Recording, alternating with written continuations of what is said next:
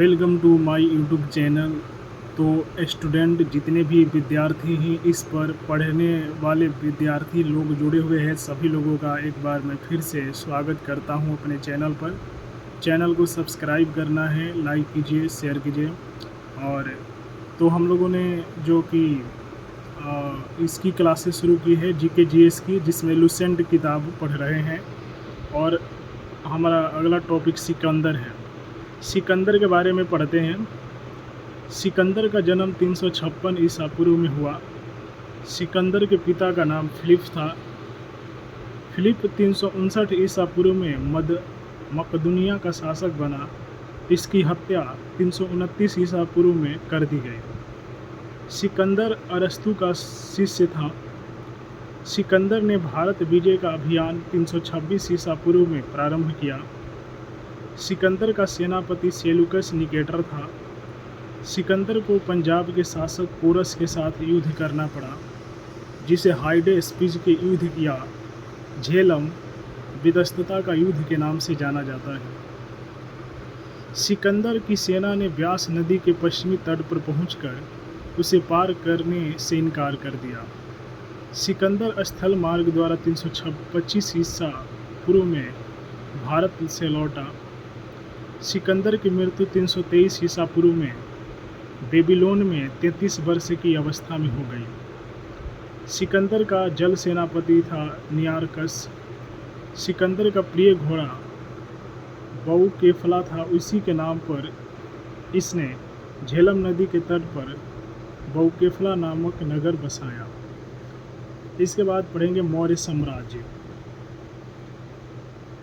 मौर्य वंश का संस्थापक चंद्रगुप्त मौर्य का जन्म 345 ईसा पूर्व में हुआ था। जस्टिन ने चंद्रगुप्त मौर्य को सेंड्रोकोटस कहा है, जिसकी पहचान विलियम जोन्स ने चंद्रगुप्त मौर्य से की है। विशाख दत्त कृत मुद्रा राक्षस में चंद्रगुप्त मौर्य के लिए ब्रिसल आज से निम्न कुल से उत्पन्न शब्द का प्रयोग किया गया। घनानंद को हराने में चाणक्य, कौटिल्य, विष्णुगुप्त ने चंद्रगुप्त मौर्य की मदद की थी, जो बाद में चंद्रगुप्त का प्रधानमंत्री बना। इसके द्वारा लिखित पुस्तक अर्थशास्त्र है, जिसका संबंध राजनीति से है। चंद्रगुप्त मगध की राजगादी पर 322 ईसा पूर्व में बैठा। चंद्रगुप्त जैन धर्म का अनुयायी था।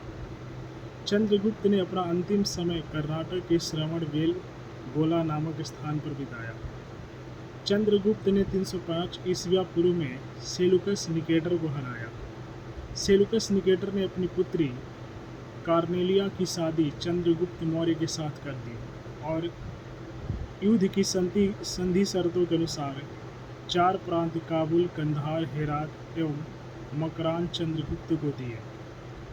चंद्रगुप्त मौर्य ने जैनी गुरु भद्रबाहु से जैन धर्म की दीक्षा ली थी।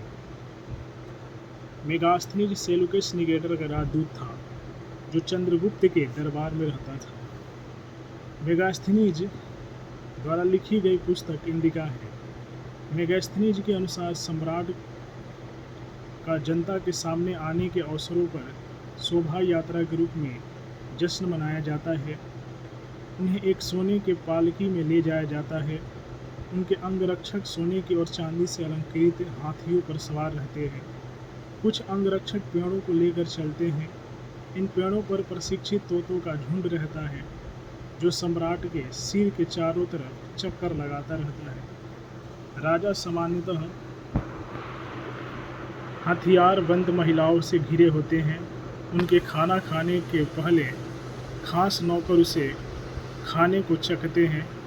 वे लगातार 2 रात एक ही कमरे में नहीं सोते थे। पाटलिपुत्र के बारे में। पाटलिपुत्र एक विशाल प्राचीर से घिरा है, जिसमें 570 बुर्ज और 64 द्वार हैं। 2 और 3 मंजिल वाले घर लकड़ी और कच्ची ईंटों से बने हैं। राजा का महल भी काठ का बना है, जिसे पत्थर की नक्काशी से अलंकृत किया गया है। यह चारों तरफ से उद्यानों और चिड़ियों के लिए बने बसेरों से घिरा है। चंद्रगुप्त मौर्य और सेलुकस के बीच युद्ध का वर्णन एपियानोसस ने किया। प्लूटार्क के अनुसार चंद्रगुप्त ने सेल्यूकस को 500 हाथी पहाड़ भी दिए। चंद्रगुप्त मौर्य की मृत्यु 298 ईसा पूर्व में श्रवण बेलगोला में उपवास द्वारा हो गई। इसके बाद पढ़ेंगे बिंदुसार। चंद्रगुप्त मौर्य का उत्तराधिकारी बिंदुसार हुआ, जो 298 ईसा पूर्व में मगध की राजगद्दी पर बैठा। अमित्रघात के नाम से बिंदुसार जाना जाता है। अमित्रघात का अर्थ है शत्रु विनाशक। बिंदुसार आजीवक संप्रदाय का अनुयायी था। वायु पुराण में बिंदुसार को भद्रसार या वारिसार कहा गया है। स्ट्रैबो के अनुसार सीरियर नरेश एंटियोकस ने बिंदुसार के दरबार में डाइमिकस नामक राजदूत भेजा। इसे ही मेगास्थनीज का उत्तराधिकारी माना जाता है। जैन ग्रंथों में बिंदुसार को सिंहसेन कहा गया है।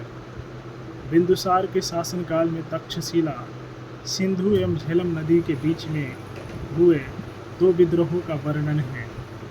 इस विद्रोह को दबाने के लिए बिंदुसार ने पहले सुसीम को और बाद में अशोक को भेजा। एथेनियस के अनुसार बिंदुसार ने सीरिया के शासक एंटियोकस वन से मदिरा, सूखे अंजीर एवं एक दार्शनिक भेजने की प्रथा की थी। बौद्ध विद्वान तारानाथ ने बिंदुसार को 16 राज्यों का विजेता बताया। इसके बाद अशोक के बारे में पढ़ेंगे। बिंदुसार का उत्तराधिकारी अशोक महान हुआ, जो 269 ईसा पूर्व में मगध की राजगद्दी पर बैठा। राजगद्दी पर बैठने के समय अशोक अवंती का राज्यपाल था। मास्की एवं गुर्जरा अभिलेख में अशोक का नाम अशोक मिलता है। पुराणों में अशोक को अशोक वर्धन कहा गया है।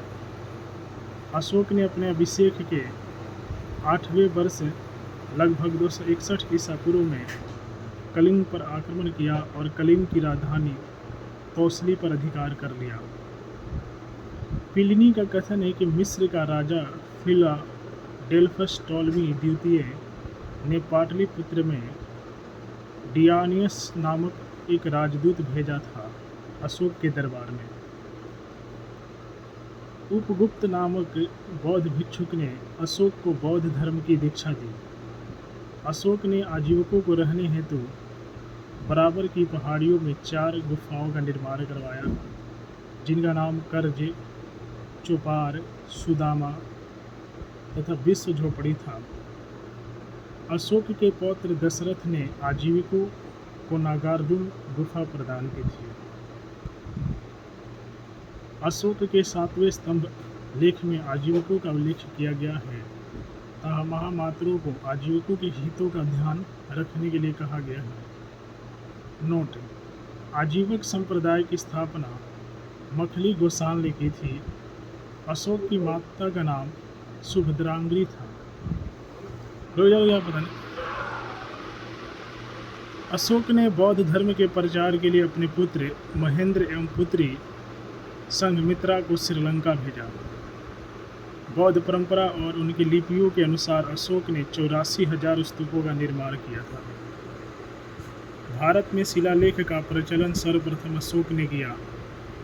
अशोक के शिलालेखों में ब्राह्मणी, खरोष्ठी, ग्रीक एवं अरमाइक लिपि का प्रयोग हुआ है। ग्रीक एवं अरमाइक लिपि का अभिलेख अफगानिस्तान से, खरोष्ठी लिपि का अभिलेख उत्तर पश्चिम पाकिस्तान से और शेष भारत से ब्राह्मणी लिपि के अभिलेख मिले हैं। खरोष्ठी लिपि दाईं से बाईं ओर लिखी जाती है।